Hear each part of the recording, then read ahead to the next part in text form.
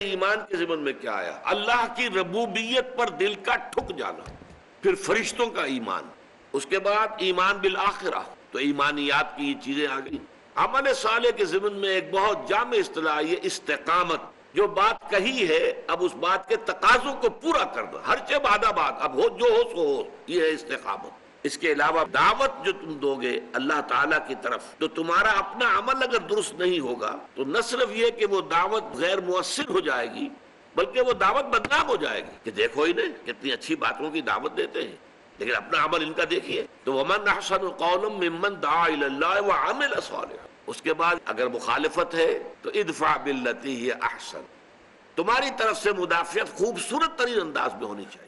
ایسا نہ ہو کہ تم گالی کا جواب گالی کی شکل میں دو، لوگ گالیاں دیں تم دعائیں دو، کوئی برائی کر رہا ہے تم اچھائی کرو گے، ایک دفعہ نہیں دو دفعہ تین دفعہ ہوگا تو اس کا دل پگھلے گا کہ یہ اللہ کا بندہ کیسا ہے۔ اس عمل کی تاثیر یہ ہوگی کہ آج جو تمہارا بدترین دشمن نظر آ رہا ہے وہی تمہارا نہایت گرم جوش حمایتی بن جائے گا۔ حرص قانی نیست بے دل ورنہ درکار حیات، آنچ ماں درکار داریم اکثرش درکار نیست۔ بڑا پیارا شعر کہا ہے بے دل نے، عبد القادر بے دل، مرزا عبد القادر بے دل، جن کے بارے میں مرزا غالب کہتے ہیں طرز بے دل میں ریختہ لکھنا اسد اللہ خان قیامت ہے۔ اب آپ اندازہ کیجئے کہ جس شاعر کو مرزا غالب کہہ رہے ہیں وہ قیامت ہے، تو اس سے آپ کو اندازہ ہوگا وہ کتنا بڑا شاعر ہے۔ لیکن کس قدر پیارا شعر کہا ہے کہ جو حضرت اورنگزیب عالمگیر رحمت اللہ علیہ کو بہت پسند تھا، بہت پڑھتے رہتے تھے۔ حرص قانی نیست بے دل، اے بے دل یہ انسان کی حرص ہے، لالچ ہے، ہوس ہے جو قانے نہیں ہوتی، ورنہ درکار حیات، ورنہ زندگی گزارنے کے لیے آنچ ماں درکار داریم، ہم نے جن جن چیزوں کو لازمی سمجھ لیا ہے اکثرش درکار نیست، اس کی اکثریت جو ہے وہ واقعتاً ضروری نہیں ہے، اس کے بغیر بھی زندگی گزر جاتی ہے۔ زندگی یوں بھی گزر ہی جاتی کیوں تیرا رہا گزر یاد آیا، ہم نے جن چیزوں کو لازم سمجھ لیا وہ سب لازم نہیں ہے، وہ اضافی چیزیں بہت سی، اس میں آپ نے آسائشیں، تعیشات، نہ معلوم کن کن چیزوں کا اضافہ کیا ہے۔ بہرحال انسان کا سب سے پہلا مسئلہ، بنیادی مسئلہ اس کی ضروریات کی کفالت ہے۔ اب یہ کہاں سے ہو رہی ہے؟ جہاں سے بھی اس کو گمان ہے کہ میری ربوبیت ہو رہی ہے، میری ضروریات پوری ہو رہی ہیں، ظاہر بات ہے کہ پھر اس کے لیے اس کے دل کے اندر ایک نرم گوشہ پیدا ہوگا۔ اس کے لیے جیسا کہ ہم دیکھ چکے ہیں سورہ لقمان کے دوسرے رکوع میں، اس کے جذبہ تشکر پیدا ہوگا۔ یہی جذبہ تشکر پھر جذبہ عبادت کی شکل اختیار کرتا ہے، عبودیت کی شکل اختیار کرتا ہے۔ لیکن یہ کہ ایک انسان کے دل کا اس پر ٹھک جانا، میرا پرورش کنندہ، میری ضروریات فراہم کرنے والا، میری حفاظت کرنے والا، مجھے پالنے والا، پوسنے والا اللہ ہے۔ سارے وسائل اور ذرائع، کھانا بھی ہے، گندم بھی چاہیے، چاول بھی چاہیے، یہ بھی چاہیے، وہ بھی چاہیے، کپڑا بھی چاہیے پہننے، سب کچھ ٹھیک ہے، یہ چاہیے، لیکن ان سب کا فراہم کرنے والا اللہ ہے۔ اگرچہ مادی اسباب و وسائل کے بہت سے ذریعوں سے ہو کر یہ چیزیں ہم تک پہنچتی ہیں، کھیت میں بیج ڈالا جائے، ان کو پھر کھیتی کو سینچا جائے، پھر وہ فصل کاٹا جائے، پھر جو ہے آپ کے پاس وہ دانے آئیں گے جس سے کہ آپ اپنی روٹی پکائیں گے، یہ سیکھ ہے، لیکن سورس جو ہے، فائنل سورس اللہ سبحانہ و تعالی۔ تو ان الذین قالوا ربنا اللہ، جس نے یہ کہا میرا رب اللہ ہے، جیسے کہ ایک حدیث میں آتا ہے من رضی باللہ ربا وبمحمد رسولا وبالاسلام دینا ذاق طعم الایمان، اس شخص نے ایمان کا مزہ چکھ لیا، حلاوت ایمانی اسے حاصل ہو گئی، جو مطمئن ہو گیا اس پر کہ اللہ اس کا رب ہے، محمد اس کا رسول ہے اور اسلام اس کا دین ہے، جو اس پر مطمئن ہو جائے۔ ایک ہے سرسری سا ایک اعتقاد، ایک خیال، آپ نے زبان سے بھی کہہ دیا، لیکن دل کا اس پر ٹھک جانا، نتیجہ کیا ہوگا اور اس کے ٹھک جانے کا ثبوت کیا ہوگا؟ زوال خوف و حزن، خوف ختم ہو جائے، حزن ختم ہو جائے۔ خوف کس چیز کا؟ جو ہوگا اللہ کے کیے ہوگا، اللہ میرا رب ہے، میرا مالک، میرا پروردگار، میرا خیر خواہ، میرا دوست، میرا پشت پناہ۔ اللہ ولی الذین آمنوا، اللہ ولی ہے اہل ایمان کا، ساتھی ہے، مددگار ہے، پشت پناہ ہے۔ آپ سوچئے ہمارے دیہاتی علاقے میں کسی شخص کے بارے میں معلوم ہو کسی کو کہ اسے بڑے زمیندار چودھری کی پروٹیکشن حاصل ہے، بڑے وڈیرے کا، یہ جو ہے بہت ہی منہ چڑھا ہوا آدمی ہے، وڈیرا جو ہے وہ اس پر بڑا مہربان ہے، اب اسے خوف ہوگا؟ اس کا ڈھور ڈنگر کوئی چوری کرنے کی جرت کرے گا؟ اسے کوئی نقصان پہنچائے گا؟ وہ پاؤں پھیلا کر سوئے گا، اسے خوف نہیں ہے، اس لیے کہ بہت بڑا وڈیرا، بہت بڑا جاگیردار، بہت بڑا زمیندار، علاقے کا چودھری جو ہے وہ میرا دوست ہے، میرا پشت پناہ ہے۔ اس پوری کائنات کا چودھری، پوری کائنات کا وڈیرا، پوری کائنات کا مالک، اگر آپ کو یہ اطمینان ہو کہ وہ آپ کا ولی ہے، یہ اطمینان کب ہوگا؟ جب آپ خود اس کے ولی بن جائیں۔ اگر آپ اس کے ولی بن جائیں گے تو وہ آپ کا ولی ہے۔ آپ نے سرسری سا رشتہ رکھا ہوا، اس کا بھی رشتہ سرسری سا ہوگا۔ آپ نے منافقت والی روش رکھی ہوئی ہے، اس کا معاملہ بھی پھر آپ کے ساتھ وہ نہیں ہوگا، خالص نہیں ہوگا، وہ تو جیسا آپ کی روش ہوگی۔ انا عندہ، یہ ایک حدیث قدسی میں آتا ہے، عند ظن عبدی بی، جو میرا بندہ میرے بارے میں ظن کرتا ہے میں وہی سلوک اس کے ساتھ اختیار کرتا ہوں۔ تو اللہ پر جب جانا تو اب خوف ختم، حزن کس بات کا؟ وہ تو جو کچھ بھی اللہ تعالیٰ نے چاہا وہ ہوا ہے۔ مجھے اچھا نہیں لگ رہا، میرا خیال ہے میرا بچہ فوت ہو گیا، مجھے تو رنج ہے، لیکن یہ کہ اس کا فوت ہو جانا ہی یقیناً بہتر ہے میرے لیے۔ اللہ تعالیٰ نے اس وقت اگر یہ فیصلہ صادر فرمایا، وہ میرا دوست ہے، میرا ہمدرد ہے، میرا بہی خواہ ہے، میرا خیر خواہ ہے، میرا پشت پناہ ہے، میرا مددگار ہے، اس کی طرف سے جو بات آئی کہ ہر چساقی ماریخ عین الطافس، یہ ہے در حقیقت زوال خوف و حزن، اور اسی کا نام ہے مقام ولایت۔ دیکھیے اس میں جو آیا ہے قالوا ربنا اللہ ثم استقاموا، یہ استقامت میں بہت ابتدا سے جو درس دے رہا ہوں تو ابتدا ہی میں یہ لفظ میرے زبان سے نکلا تھا، اور واقعہ یہ ہے کہ وہ موضوع ترین لفظ ہے۔ اس استقامت میں قیامت مضمر ہے۔ کیا معنی استقامت؟ تم نے کہا اللہ تو میرا رب ہے، اور رب کے ہر حکم کو ماننا لازم آ گیا۔ کیسے ممکن ہے؟ اگر دل ٹھک گیا ہے، اگر تمہاری واقعتاً جو ہے دل کے اندر جماؤ پیدا ہو گیا ہے، اس رب کے اوپر اتنا یقین ہو گیا ہے، اس کی ربوبیت پر اعتماد ہو گیا ہے، تب اس کی اطاعت، اس کی تمام جو ہے عبادت۔ اچھا رب کے اوپر اعتماد ہو گیا ہے تو بھروسہ اسی پر، اللہ تتخذوا من دونی وکیلا، میرے سوا کسی اور کو اپنا کارساز نہ سمجھنا، کارساز صرف اللہ۔ کارساز ماں بے فکر کار ماں، فکر ماں در کار ماں آزار ماں، اس قدر عمدہ چیزیں لوگوں نے کہی ہیں۔ میرا کارساز، کارساز کسے کہتے ہیں؟ کام بنانے والا، کارسازی، کام بنانے والا، میرا کارساز، میرے کام بنانے والا خود میرے کاموں کی فکر میں ہے، میرے کام بنانے کی فکر میں ہے، اور میں جب خود فکر کرتا ہوں اپنا کام بنانے کی تو غلطی کر بیٹھتا ہوں۔ اور فرمایا کارساز ماں بفکر کار ماں، جس سے غلطی کا صدور ہو ہی نہیں سکتا، وہ تو اللہ کی ذات ہے جس کا علم کامل، جس کی قدرت کامل۔ کارساز ماں بفکر کار ماں، فکر ماں در کار ماں، اپنے کام میں جب خود فکر کرتا ہوں، سوچتا ہوں، راستے نکالتا ہوں، اسکیمیں بناتا ہوں، آزار ماں، اس کے نتیجے میں آزار، اس کے نتیجے میں مشکلات، اپنے لیے جو ہے بے پناہ قسم کی پیچیدگیاں پیدا کر بیٹھتا ہوں۔ یہ ہے استقامت۔ ان الذین قالوا ربنا اللہ ثم استقاموا، یہ مقام ولایت ہے، اچھی طرح سمجھ لیجئے۔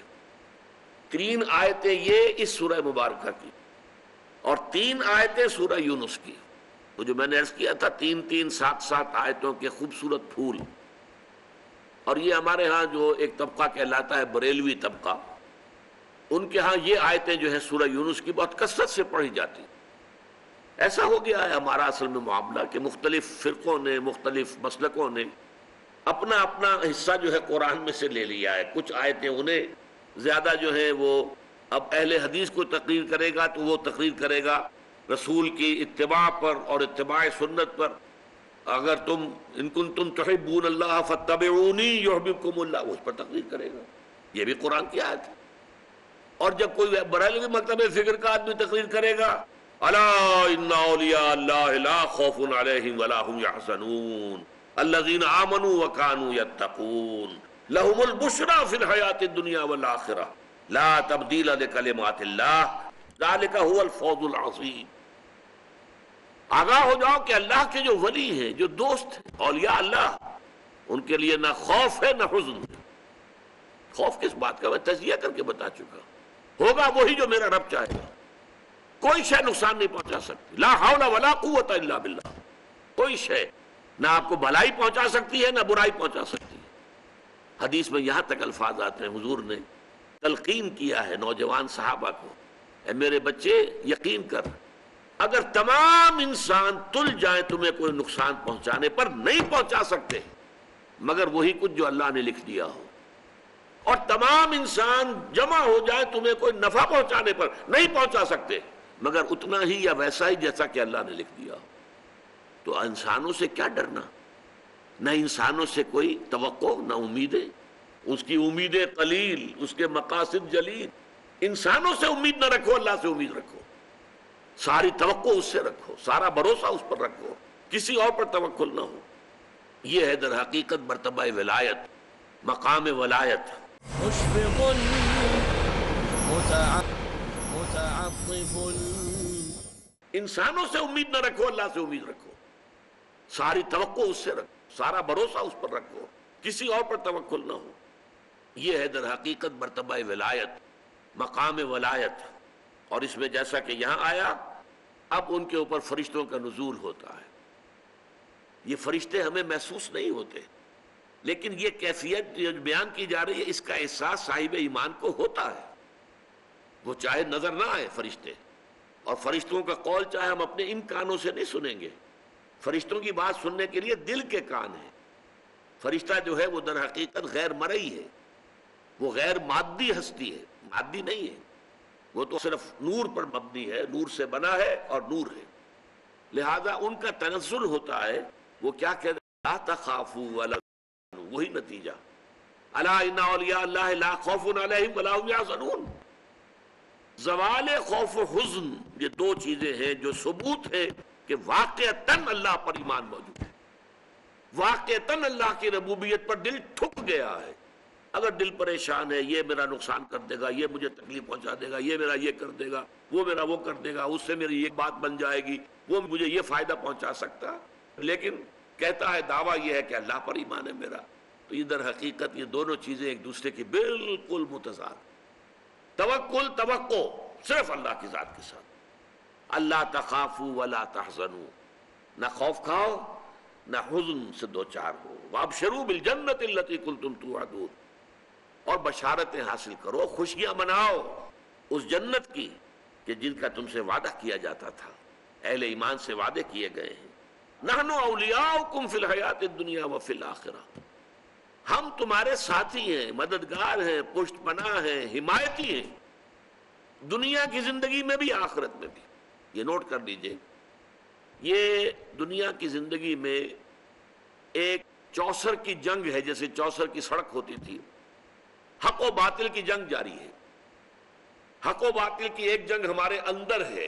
ایک طرف ہمارا نفس امارہ ہے جو برائی کی طرف ہمیں دھکیلتا ہے، ایک طرف ہمارے اندر روح ہے وَنَفَخْتُ فِيهِ مِن رُوحِي، وہ ہمیں خیر کی طرف، بھلائی کی طرف، بلندی کی طرف کھینچتی ہے. ایک کشاکش جو ہے ہمارے اندر ہے. کچھ کشاکش باہر چل رہی ہے. ہمارے اس نفس کو تقویت دینے کے لیے، اسے مشتعل کرنے کے لیے یہ شیاطین جن موجود ہیں. الذی یوسوس فی صدور الناس من الجنۃ والناس.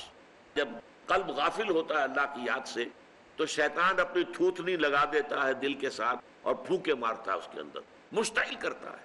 جو حیوانی جذبات ہیں، جو انسان کے سفلی جذبات ہیں، اڈ اور لبیڈو کے جو تقاضے ہیں، انہیں مشتعل کرتا ہے، ایکسائٹ کرتا ہے، تاکہ وہ مشتعل ہو کر اور وہ انسان کے جو ہے اس وقت ہوش اور حواس کے اوپر غالب آ جائے. اس کے مقابلے میں فرشتے ہیں غیر مرئی. فرشتے جو ہیں وہ ہمیں روحانی طور پر تقویت پہنچاتے ہیں. ہمارے اندر کا جو خیر ہے، جیسے کہ ہمارے اندر کا شر، نفسانیت، اس کو تقویت پہنچانے والے شیاطین جن باہر موجود ہیں جو نظر نہیں آتے.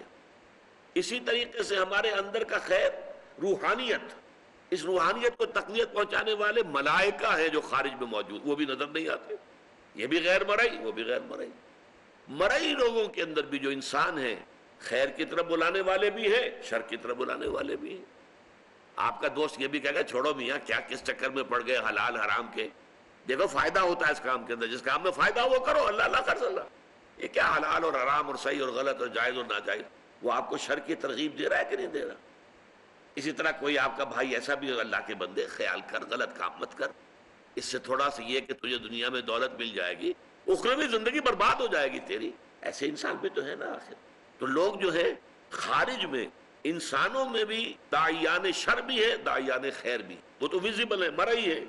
غیر مرئی عالم میں جنات، شیاطین جن ہیں جو ہمارے نفسانی خواہشات اور تقاضوں کو بڑکاتے ہیں، اور ادھر ملائکہ ہیں جو ہمیں تھپکی دیتے ہیں، تم نے اچھا کام کیا ہے.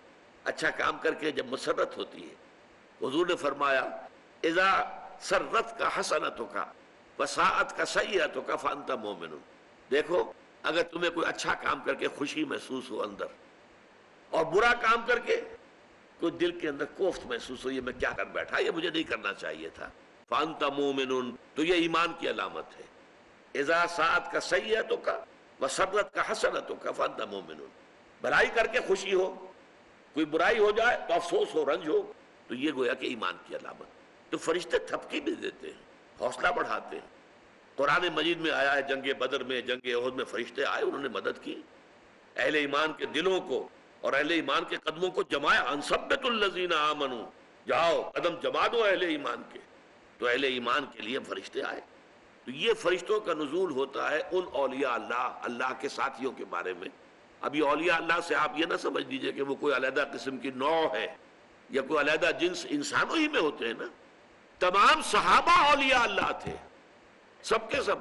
اولیاء اللہ کا جو اعلیٰ ترین معیار ہے، کوئی ولی اللہ غیر صحابی ادنا سے ادنا صحابی کے پائے کو بھی نہیں پہنچ سکتا. یہ اچھی طرح نوٹ کر دیجیے، یہ ہمارا اہل سنت والجماعت کا پختہ عقیدہ ہے. کمتر سے کمتر صحابی جو ہے بڑے سے بڑے ولی سے بھی وہ افضل ہے، بڑے سے بڑے ولی سے افضل. تو اولیاء اللہ سے مراد یہی نہ لے لیجئے جو ہماری اپنی جو ووکیبلری ہے، ہماری بول چال میں صحابہ کرام تھے، وہ تو سب کے سب اللہ کے ولی تھے. ان کے لیے آتا ہے نحن اولیاؤکم فی الحیات الدنیا وفی الآخرہ، ہم تمہارے ولی ہیں، مددگار ہیں، پشت پناہ ہیں، جمے رہو، قدم تمہارے ڈگمگانے نہیں چاہیے. اور آخرت میں بھی، جنت میں تو ظاہر بات ہے کہ دوستی انہی سے ہوگی، وہی آئیں گے. یدخلون علیہم من کل باب، قرآن میں آتا ہے جنت کے ہر دروازے سے وہ داخل ہوں گے سلام کرتے ہوئے، سلام سلاما، سلام اور سلامتی کے پیغام دے کے آئیں گے. وَلَكُمْ فِيهَا مَا تَشْتَهِي أَنفُسُكُمْ وَلَكُمْ فِيهَا مَا تَدَّعُونَ. یہ ذرا اچھی طرح سمجھ لیجئے، لَكُمْ فِيهَا مَا تَشْتَهِي أَنفُسُكُمْ. دیکھیے ایک وہ چیزیں ہیں جن کی اشتہا، اشتہا کسے کہتے ہیں؟ بھوک کو کہہ دیتے ہیں، وہ اشتہا نہیں ہے بھائی، یعنی بھوک نہیں لگ رہی. اشتہا سے مراد ہے نفس، نفس کی ہر خواہش. اسی میں شہوت ہے، شہوت کا لفظ بھی تو اسی سے بنا ہے، مادہ تو وہی ہے. نفس کی خواہش جنسی خواہش بھی ہے، نفس کی خواہش جو ہے کھانے پینے کی بھی ہے. اچھا نفس کی خواہش ہے کہ لذت کی بھی ہے. ایک تو یہ کہ کھانا جیسا بھی مل گیا، روکھا سوکھا پیٹ بھر لیا. ایک یہ کہ بڑا لذیذ کھانا ملا، بہت عمدہ کھانا ملا، بہت اعلیٰ آپ نے ڈنر کھایا ہے، کئی کورسز کا ڈنر کھایا. تو کھانے میں زمین و آسمان کا فرق ہوگا. لباس ایک ہے، موٹا جھوٹا پہن لیا گزارا ہو گیا، اور ایک اعلیٰ سے اعلیٰ نفیس سے نفیس لباس کی طرف. تو تمہارے نفس میں جس شے کی بھی خواہش ہے، یہ خواہش کس نے پیدا کی ہے؟ اللہ نے پیدا کی ہے، He knows it. تو اس نے اس جنت میں تمہاری نفسانی خواہشات کی بھرپور تسکین کا پورا سامان فراہم فرما دیا ہے. وہاں جاؤ گے تو جو تمہارے نفوس کے اندر جس شے کی طلب ہے، جو اللہ جانتا ہے، اس نے اس سب کی تسکین، گریٹیفیکیشن، بھرپور تسکین کا سامان فراہم کر دیا ہے. یہ ہے معنی لکم فیہا ما تشتہی انفسکم، تمہارے نفس جو چاہیں گے. اچھا ایک اعتبار سے یہ تمام انسانوں میں مشترک ہے. یہ ساری چیزیں عام آدمی ہو، خاص ہو، عالم ہو، عامی ہو، سب کے اندر ہے یہ چیزیں موجود، کس کے اندر نہیں؟ لیکن اس سے اگلی بات جو ہے وَلَكُمْ فِيهَا مَا تَدَّعُونَ، اس سے آگے یہ کہ تمہیں وہاں سب کچھ ملے گا جو مانگو گے۔